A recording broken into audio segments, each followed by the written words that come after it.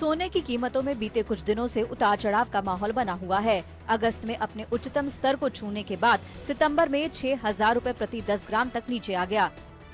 अब अक्टूबर में इसमें कभी तेजी तो कभी गिरावट का माहौल है। ऐसे में निवेशकों और आने वाले वेडिंग सीजन की खरीदारी करने वाले ग्राहकों के बीच दुविधा का माहौल है। इन्हें समझ नहीं आ रहा कि सोने की कीमतों में गिरावट का इंतजार करें या फिर खरीदारी करें, क्योंकि अगर दाम फिर बढ़े तो सस्ते में सोना खरीदने का मौका हाथ से निकल जाएगा। जानकारों का मानना है कि सोने की कीमतों में दिवाली तक तेजी का ही ट्रेंड नजर आ रहा है।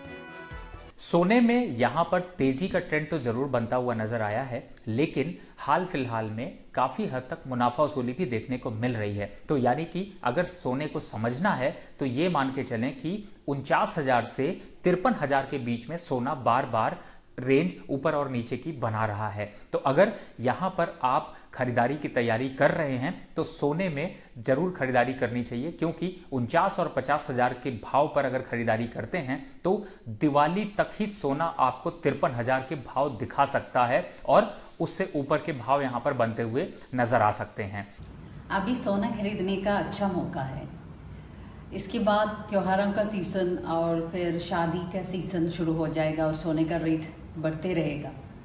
2021 का फर्स्ट क्वार्टर तक सोने का रेट लगातार ऊपर ही रहेगा।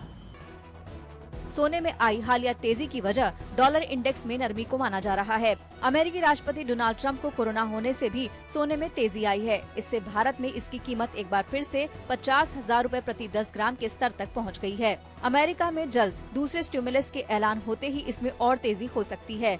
प्री पोल सर्वे में ट्रंप के चुनाव हारने के संकेत मिलने से भी सोने का भाव बढ़ा है।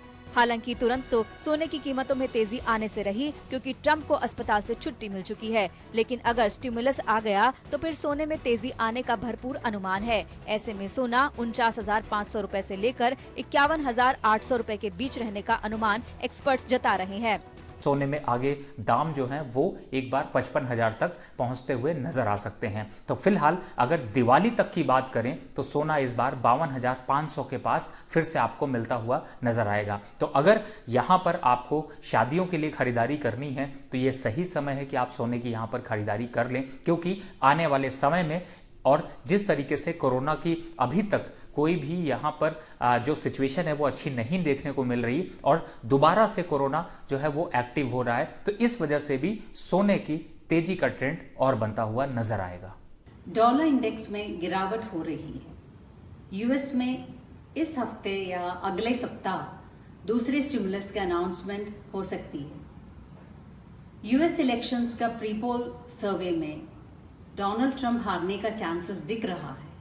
इसी कारण से गोल्ड बाइंग ट्रेंड बढ़ रहा है और बढ़ते रहेगा। जानकारों के मुताबिक फिलहाल सोना खरीदने का ये अच्छा मौका है। इसके बाद त्योहारी सीजन और फिर शादियों का सीजन शुरू होने के बाद सोना और चांदी महंगे हो जाएंगे। ऐसे में सोने की खरीदारी के लिए सही वक्त माना जा रहा है। इसके बाद 2021 की पहली तिमाही तक सोने में तेजी बने रहने का अनुमान है।